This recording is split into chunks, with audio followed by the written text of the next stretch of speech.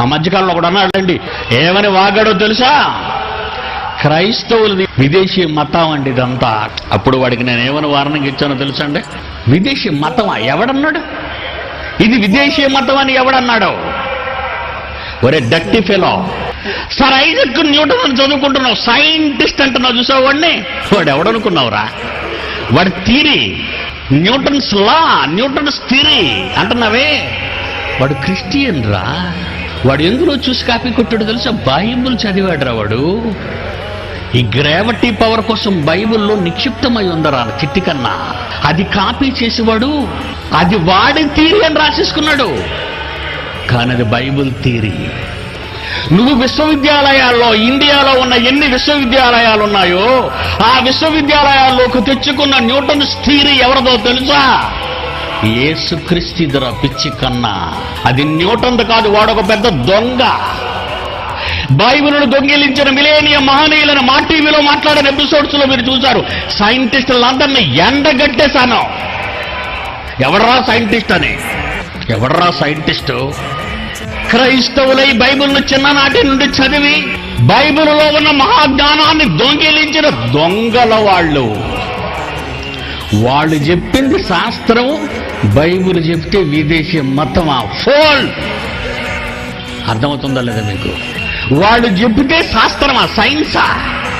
వాడేమో సైంటిస్టు, వాడు చెప్పిందేమో సైన్స్.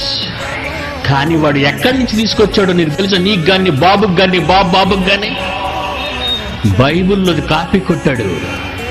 ఈ ప్రపంచం ఎవరిని మిలేనియం మహనీయులను అన్నదో వాళ్ళంతా బైబిల్ దొంగిలించారు అని మా టీవీలో ప్రతి ఆదివారం మాట్లాడిన నా మాటలు విన్నారు. ఒక ఐన్స్టీన్ చెప్పింది, ఒక కోపర్నికస్ చెప్పింది, ఒక గెలీలియో చెప్పింది, ఒక బ్రూనో చెప్పింది. ఎంతమంది శాస్త్రవేత్తలు ఉన్నారో వాళ్ళందరూ బైబిల్ని కాపీ కొట్టారు. బైబిల్ పేరు తీసేశారు, వీళ్ళ పేరు రాసుకున్నారు. దొంగలు కారా వీళ్ళు? ఏమంటే ఇది తెలియని వీడు ఇండియాలో పుట్టి వీడంటాడు ఇది విదేశీ మతం. ఇది జ్ఞానాన్ని విదేశాలకు, ఆ దేశాలకు పంపించేయండి, వాళ్ళు మన దేశానికి చెందిన వారు కారు అన్నాడండి. చెప్పండి, ఇది ఏమైనా జస్టిస్ ఇది? అసలు ఇండియన్ హిస్టరీ కానీ, వరల్డ్ హిస్టరీ కానీ దరిద్రుడికి తెలుసా? బాగా వినాలి మీరు.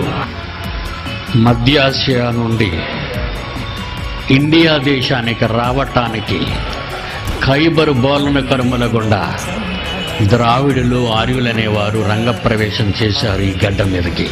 అర్థం కాలేదా మీకు చరిత్ర? ఇండియాలో ఉన్న క్రైస్తవులందరూ విదేశీ దేశాలకు పోవాలని చెప్పిన ఈ సన్నాసగాళ్ళందరికీ చెబుతున్నాను ఈవేళ చరిత్ర అంటే ఏంటో. చరిత్రలో అక్షరం తెలియని ప్రతి దరిద్రుడు ఈ రోజు మాట్లాడుతున్నాడు వేదికలకి మైక్ దొరకగానే. ఇది కాదనే మగాడు ఒకవేళ ఈ మైదానంలో ఉంటే, కమాన్, వెల్కమ్ టు ది స్టేజ్. మధ్య ఆసియా నుంచి వచ్చారు వీళ్ళంతా. అందులో నీ బాబు బాబు వాడి బాబు ఉన్నాడు, నా బాబు వాడి బాబు ఉన్నాడు. అంటే ద్రావిడులలోనూ ఆర్యుల్లోనూ మన బాబులందరూ ఉన్నారు. వాళ్లే కదా భారతదేశానికి వచ్చి భారతీయులుగా పిలువబడ్డారు. నన్ను వెళ్ళిపోమనడానికి నువ్వెవడోరా? నువ్వెవడో నన్ను వెళ్ళిపోమనడానికి? నువ్వు పోవు లేకపోతే అని ఏ క్రైస్తవుడైనా తొడగొట్టి వాడి నోరు ముయించారా చెప్పండి? అందుకేనండి బైబిల్ మత గ్రంథం అంటున్నారు వీళ్ళంతా. ఇది మత గ్రంథం కాదండి, మహాజ్ఞానం. ఇలాంటి మాటలు మాట్లాడుతున్నప్పుడు ఒక్క మీడియా వాడైనా అబ్బా ఏమి చెప్పారండి, మీ మాటలు ప్రకటిస్తామండి అని అంటున్నారండి. వీళ్ళకి భయం చెప్పేవాళ్ళు లేకపోతున్నారు కనుక వీళ్ళు ఇలా రెచ్చిపోతున్నారండి. నువ్వు తొడకొడితే ఈ సమాజంలో పిచ్చి పట్టిన జ్ఞాని శాస్త్రవేత్త అన్న వాడు నీ దగ్గర తల దించుతాడు. వేసి పిలుస్తున్నాడు, నమ్ముకో అమ్మ, రోగం పోద్ది, కడుపు నొప్పి పోద్ది, పిల్లలు పడతారు, కోర్టుకి. ఎక్కడ నేర్చుకున్నావు ఈ జపాలు తపాలును?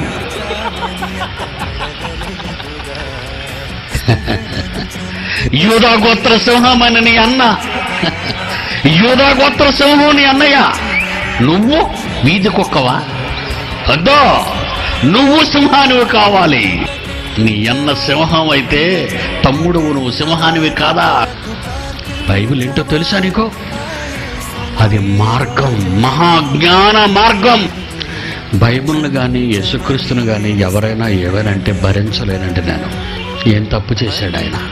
నీకు చవకబారుగా దొరికింది క్రైస్తవుడు అనుకుంటున్నావా? పిచ్చి సన్నాసి.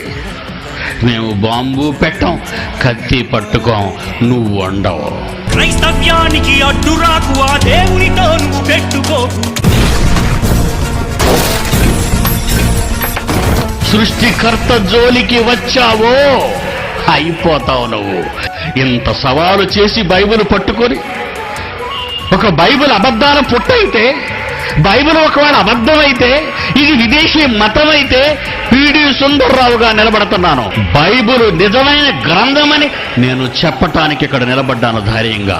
ఇప్పుడు చెప్పు, బైబిల్ తప్పని చెప్పటానికి ఎవరైనా మీస ఉన్న మగాడు ఉన్నాడేమో తీసుకొని రండి. క్రీస్తు కొరకు, ఆ దేవుని కొరకు నిలబడినాడు జైశాలే.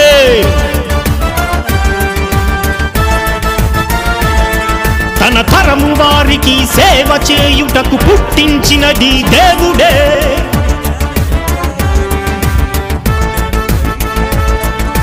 దేవుని కోసం నిలబడ్డాడు, ఎదిరించిన వారితో తలపడ్డాడు.